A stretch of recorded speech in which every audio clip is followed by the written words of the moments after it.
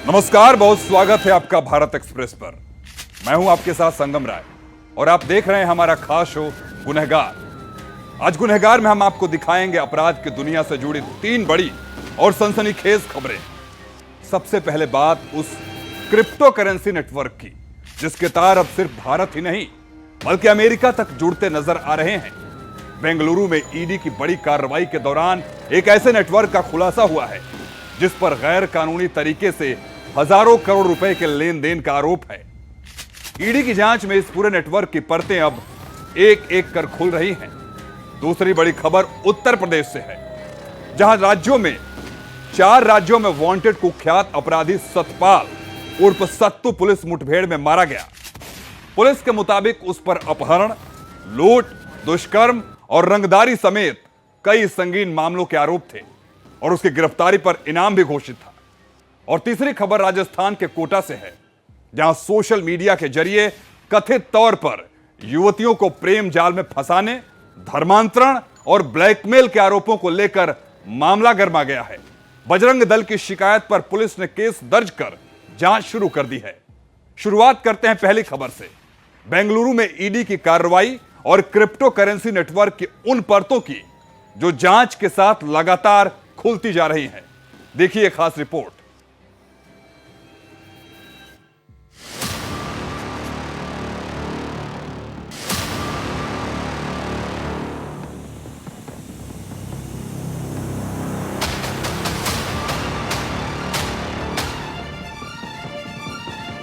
क्या crypto currency की आड़ में विदेश तक मनी ट्रांसफर नेटवर्क संचालित किया जा रहा था?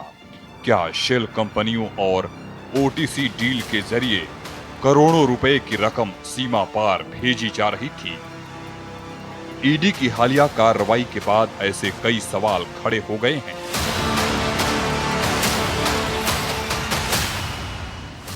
देश में क्रिप्टो करेंसी के एक बड़े रैकेट का पर्दाफाश हुआ है। 2500 करोड़ रुपए के बड़े फाइनेंशियल खेल से जुड़े एक ऐसे नेटवर्क का खुलासा हुआ है जो गैर कानूनी तरीके से विदेशी धन के ट्रांसफर और लेन देन को अंजाम दे रहा था। पिछले कुछ सालों में क्रिप्टो करेंसीज के जरिए विदेश में गैर कानूनी तरीके से बड़ी रकम भेजने के कई मामले सामने आए हैं। विदेश तक फैला नेटवर्क। क्रिप्टो करेंसी की दुनिया में चल रहे बड़े वित्तीय खेल का पर्दाफाश करते हुए एनफोर्समेंट डायरेक्टरेट ईडी ने बेंगलुरु में बड़ी कार्रवाई की है। जांच एजेंसी के मुताबिक कुछ कंपनियां क्रिप्टो करेंसी के जरिए चुपचाप विदेशों में धन भेजने और मंगाने के नेटवर्क का संचालन कर रही थीं। जांच में foreign exchange management act FEMA के तहत 2500 करोड़ रुपए से ज्यादा के उल्लंघन का खुलासा हुआ है। ईडी के बेंगलुरु जोनल कार्यालय ने 6 ठिकानों पर छापेमारी की।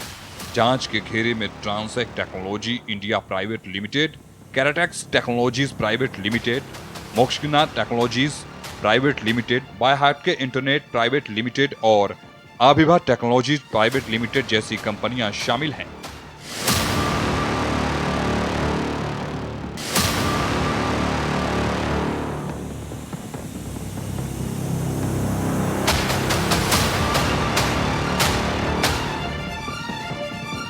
रिपोर्ट के मुताबिक रुपए को यूएसडीटी जैसे स्टेबल कॉइंस सहित क्रिप्टो करेंसीज में कन्वर्ट करने और क्रिप्टो करेंसीज को रुपए में कन्वर्ट करने की सर्विस ये फर्में उपलब्ध करा रही थीं। ईडी की ये कार्रवाई पिछले कुछ सालों में क्रिप्टो करेंसी के जरिए किए गए गैर कानूनी वित्तीय लेन देन के खिलाफ बड़ी कार्रवाइयों में से एक है। जांच आगे बढ़ने के साथ इस मामले में और बड़े खुलासे होने की आशंका जताई जा रही है। ईडी अब इस पूरे नेटवर्क से जुड़े लोगों, कंपनियों और विदेशी कनेक्शन की जांच कर रही है। एजेंसी ये भी पता लगाने में जुटी है कि इस रकम का इस्तेमाल किन गतिविधियों के लिए किया जा रहा था और इसके पीछे कौन कौन लोग शामिल हैं।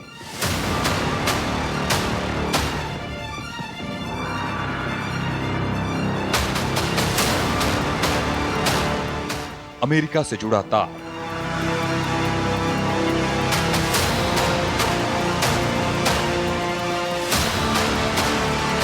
जांच में बेहद ही चौंकाने वाला खुलासा हुआ है। रिपोर्ट के मुताबिक आरोपियों ने क्रिप्टो करेंसीज और फर्जी कंपनियों के जरिए बड़ी रकम को देश से बाहर भेजने और विदेशी स्रोतों से रकम मंगाने का जाल बिछा रखा था। इस नेटवर्क के तार कई देशों से जुड़े होने की आशंका है। रिपोर्ट के मुताबिक मोक्षाग्ना टेक्नोलॉजीज अमेरिका स्थित ग्राहकों से धन जुटाकर उसे क्रिप्टो करेंसीज में बदलती थी।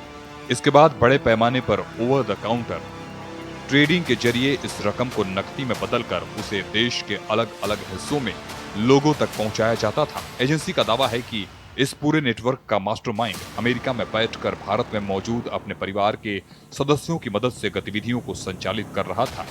वहीं ट्रांसैक्ट टेक्नोलॉजी इंडिया पर आरोप है कि वो रिजर्व बैंक की जरूरी मंजूरी के बिना ऑफ रैम्प सर्विस ऑपरेट कर रही थी। छापेमारी के दौरान ईडी को टैक्स हेवन देशों में बनाई गई शेल कंपनियों, बड़े ओटीसी सौदों और विदेशी क्रिप्टो प्लेटफॉर्म्स के जरिए गैर कानूनी मनी ट्रांसफर से जुड़े कई अहम सुराग मिले हैं।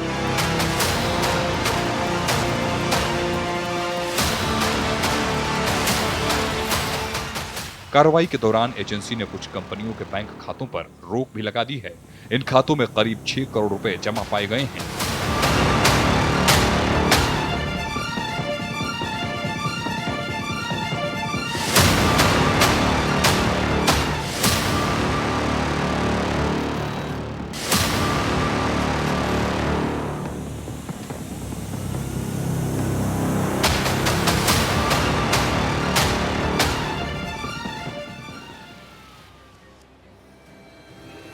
सवाल यही है, क्या इस नेटवर्क के तार देश भर में ही फैला था या फिर इसका कनेक्शन विदेशों तक भी फैला था?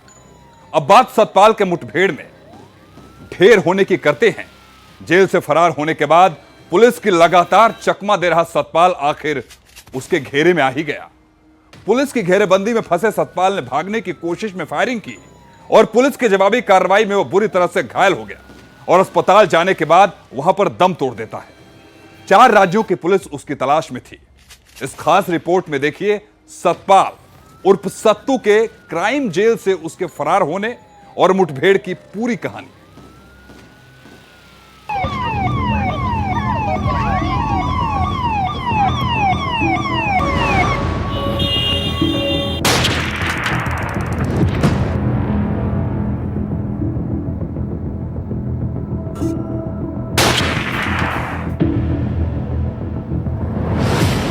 उत्तर प्रदेश पुलिस ने 4 राज्यों में मोस्ट वांटेड यूपी में शामिल कुख्यात अपराधी सतपाल उर्फ सत्तू को मुजफ्फरनगर में हुए एनकाउंटर में ढेर कर बड़ी सफलता हासिल की है।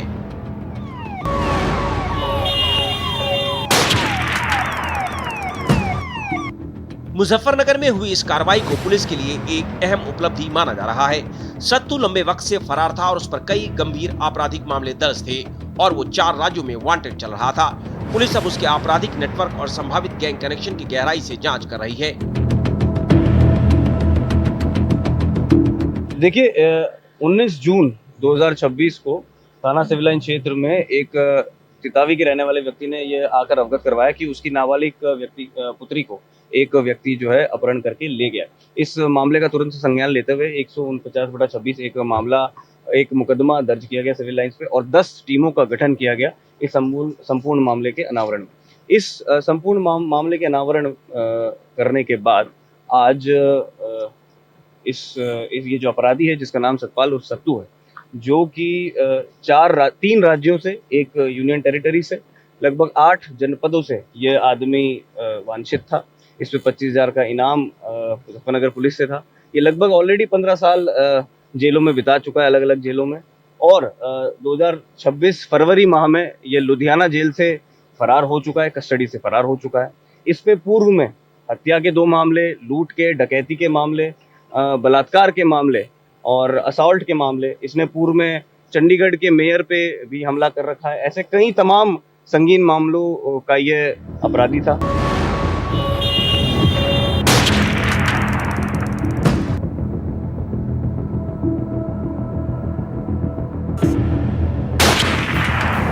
19 जून को एक व्यक्ति ने सिविल लाइन थाने में शिकायत दर्ज कराई थी कि उसकी नाबालिग बेटी को और आकार सवार एक बदमाश अपहरण कर ले गया है। इसके चलते पुलिस ने इस मामले में मुकदमा दर्ज कर आगे की कार्रवाई शुरू कर दी थी।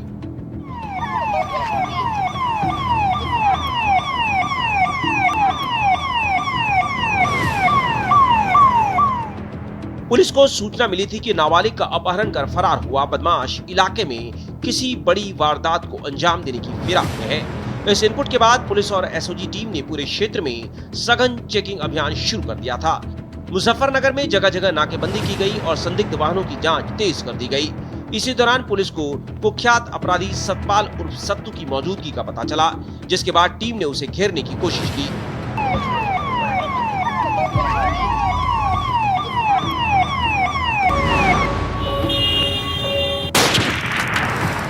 पुलिस का कहना है कि कार्रवाई के दौरान आरोपी ने भागने की कोशिश करने के साथ ही फायरिंग भी की, जिसके जवाब में पुलिस ने मोर्चा संभाला। मुठभेड़ में वो गंभीर तौर पर घायल हो गया।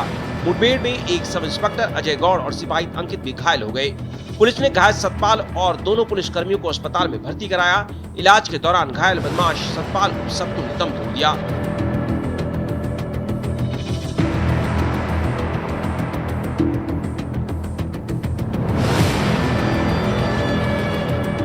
ये सतपाल उर्फ सत्तू जो कि चंडीगढ़ का रहने वाला था और वहाँ का एचएस था, 15A इसका नंबर था एचएस का। इसके खिलाफ 30 अभियोग दर्ज थे और ये हत्या, लूट, डकैती, हत्या का प्रयास, गैंगस्टर एक्ट तथा लड़कियों के अपहरण का, जो नाबालिग लड़कियों के अपहरण का, किशोरियों का अपहरण का अभियुक्त था।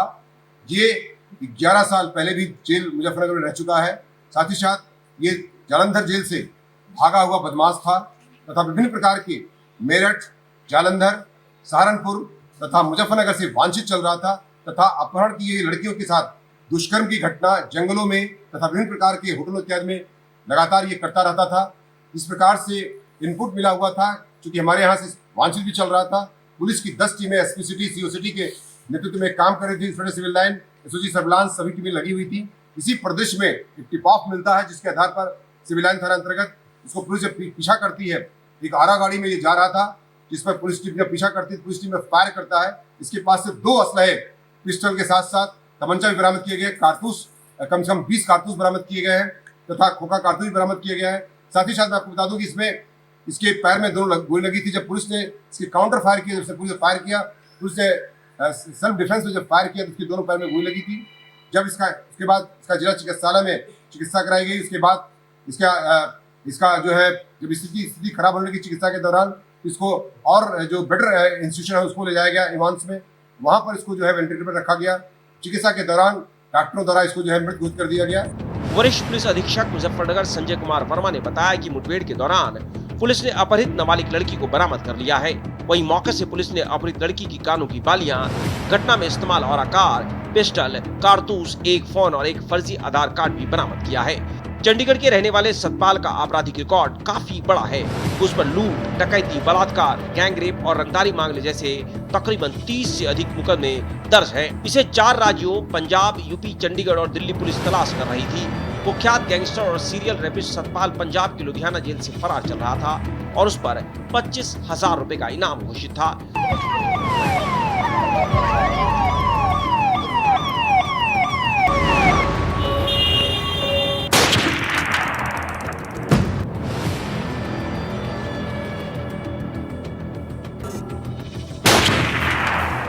साल तो जेल में रह चुका है और लुधियाना जेल से फरवरी में फरार हुआ।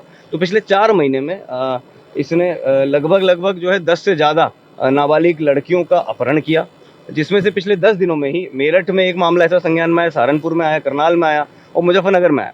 तो ऐसे कई मामलों में इसने नाबालिग लड़कियों का अपहरण किया और 2-3 दिन ये गाड़ियों में उन्हें घुमाता रहता था। गाड़ी भी इसकी लूट की थी, होटलों में कहीं कहीं रखता था, उनके साथ रेप करता था। कभी गैंग रेप की घटना का भी एक संज्ञान में आया। तो ये एक बहुत ही अत्यंत दुर्दांत और शातिर किस्म का अपराधी था, जो बड़ा फ़ोन नहीं रखता, छोटा सा कीपैड का फ़ोन चलाता था, जो भी वो पूरे टाइम बंद रखता था। टोल टैक्स अवॉइड करता था, टोल पे जाना अवॉइड करता था, किसी भी ऐसी जगह जहाँ पे ये पहचाना जा सके वहाँ अवॉइड करता था और अपने परिवार से भी ये दूर रहता था। तो एक बड़ा ही शातिर और बहुत ही खतरनाक अपराधी, जो कि बाहर से आके हमारे उत्तर प्रदेश की नाबालिग लड़कियों से छेड़छाड़ और उनके साथ रेप और अपहरण की घटना कारित करता था। 2001 में उस पर पहला मुकदमा चंडीगढ़ में सार्वजनिक स्थान पर लापरवाही से गाड़ी चलाने का दर्ज हुआ था। उसके बाद लूट, हत्या समेत दुष्कर्म, रंगदारी मांगने की घटनाओं में शामिल रहा। सतपाल की गिरफ्तारी के लिए मुजफ्फरनगर एसएसपी संजय कुमार वर्मा ने 10 टीमों को लगाया था। इस दौरान 1000 सीसीटीवी कैमरे खंगाले के बाद ये जानकारी जुटाई थी कि ये शातिर बदमाश एक बड़ा क्रिमिनल है। और वो 15 साल अलग अलग जेलों में बिता चुका है और फरवरी 2026 में यह शातिर लुधियाना जेल से फरार हुआ था।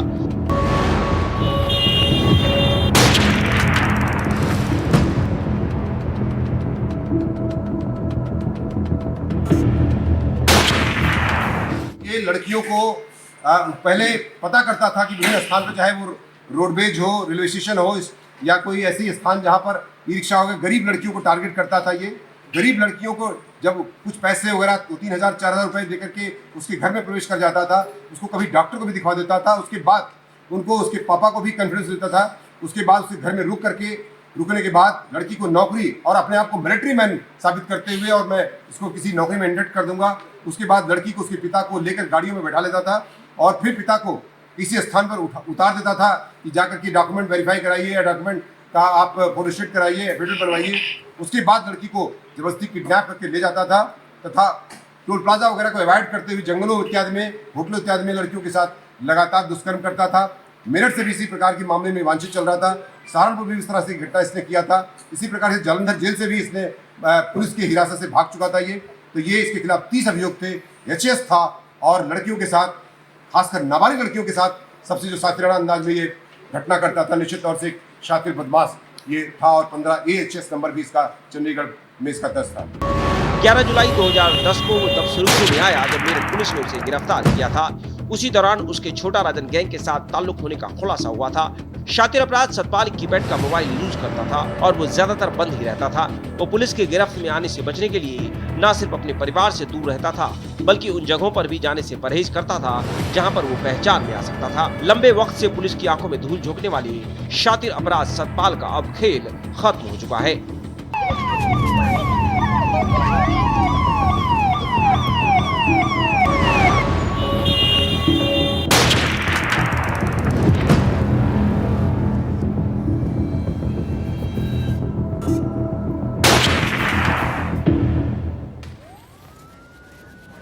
कुख्यात अपराधी और गैंगस्टर सतपाल उर्फ सत्तू को मुठभेड़ में ढेर कर उत्तर प्रदेश पुलिस ने न सिर्फ उसके अपराधों के सिलसिले पर विराम लगाया है, बल्कि उसके कथित आपराधिक नेटवर्क को भी बड़ा झटका दिया है।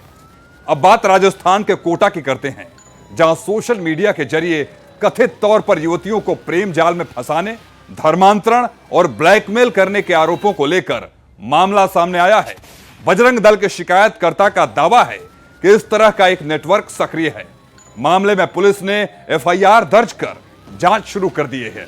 देखिए खास रिपोर्ट।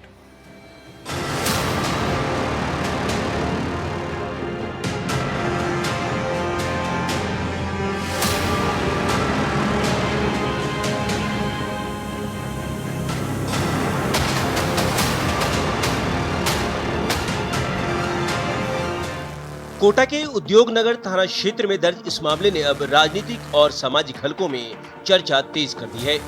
बजरंग दल कार्यकर्ता योगेश श्रीनिवाल की शिकायत पर पुलिस ने विभिन्न धाराओं में FIR दर्ज की है। शिकायत में आरोप लगाया गया है कि आरोपी युवक सोशल मीडिया प्लेटफॉर्म पर सक्रिय कुछ समूहों से जुड़ा हुआ था, जहां कथित रूप से हिंदू युवतियों को प्रेम संबंधों के जरिए फंसाने, धर्मांतरण के लिए प्रेरित करने और बाद में ब्लैकमेल करने की रणनीति बनाई जाती थी। जांच के तथ्यों के आधार पर कठोर से कठोर कार्रवाई होगी। अपराधियों को किसी के ऊपर छोड़ा नहीं जाएगा। किस तरह से करेंगे कार्रवाई? विधि सम्मत सत कार्य करें। आपको लगता है कि वक्त आ गया कि ऐसे लोगों के बिल्कुल जो ही सांप फन फैलाता उसे कुचल देना चाहिए। किस तरह से हिंदू देवी देवताओं का अपमानजनक चित्रण किया, तो आप ऐसे लोगों की मानसिकता के बारे में क्या कहें? किस तरीके से उनका ब्रेन वॉश किया गया? कुछ लोग हैं जो राष्ट्रीय गतिविधि करते हैं और देश के दुश्मनों से मिल जाते हैं और फिर प्रार्थना करते तो सरकार किसी भी कीमत पर ऐसे लोगों को छोड़ेगी। धर्मांतरण कानून राजस्थान में प्रभावी है, तो क्या आपको लगता है कि उसका पूरा जो कानून हमारे प्रभावी है उसके आधार पर विधि सम्मत सख्त कार्रवाई की।